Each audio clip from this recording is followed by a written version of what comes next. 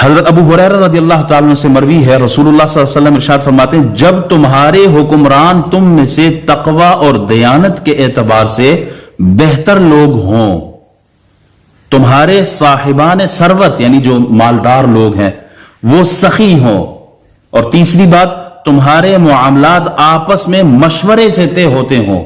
تین چیزیں فرمائی ہیں، تمہارے حکمران، رولرز، لیڈرز، جو ہمارے رہنمائی کرتے ہیں، جو امام بنے ہیں، وہ کون ہو؟ وہ عادل لوگ ہوں، تقوی اور دیانت کے اعتبار سے وہ اچھے لوگ ہوں۔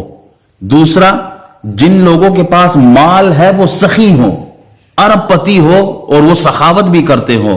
اور تیسرا، تمہارے آپس کے جو معاملات ہیں وہ باہمی مشاورت سے ہوں، وہ آپس میں ایک دوسرے سے مشورہ کرتے ہوں، ڈسکشن کرتے ہوں، ایک دوسرے کی رائے سنتے ہو، ایک دوسرے کا پوائنٹ آف ویو اپنا بھی دے، دوسرے کا بھی سنیں۔ یہ تین چیزیں تو کیا ہوگا؟ نبی صلی اللہ علیہ وسلم ارشاد فرماتے ہیں تو زمین کی پشت اس کے پیٹ سے تمہارے لیے بہتر ہے۔ زمین کی پشت یعنی اوپر، زمین کے پیٹ یعنی قبر، اس سے بہتر، یعنی تمہارا زندہ رہنا، تمہارا دنیا میں ہونا بہتر ہے۔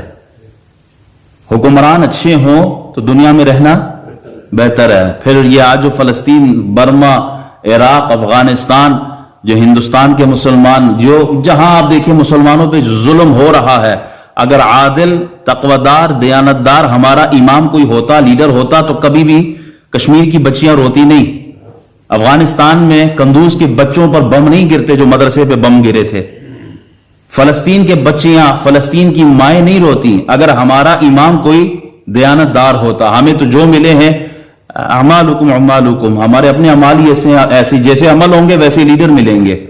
تو اللہ نچلے طبقے سے ہماری تبدیلی لائے۔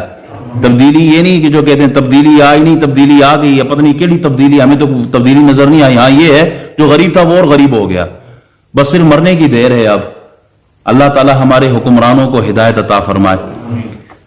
دوسرا حصہ اس حدیث کا، نبی علیہ الصلوۃ والسلام ارشاد فرماتے ہیں جب تمہارے حاکم تم میں سے بدترین لوگ ہوں، تمہارے حاکم تم میں سے بدترین ورس قسم کے لوگ ہوں، تمہارے مالدار لوگ بخیل ہوں، ارب پتی ہوگا ایک پائی بھی نہیں دے گا کسی کو، اور تمہارے معاملات عورتوں کے سپرد ہو جائے، عورتیں ہی حکمرانی کریں، تو اس وقت زمین کا پیٹ اس کی پشت سے تمہارے لیے بہتر ہے۔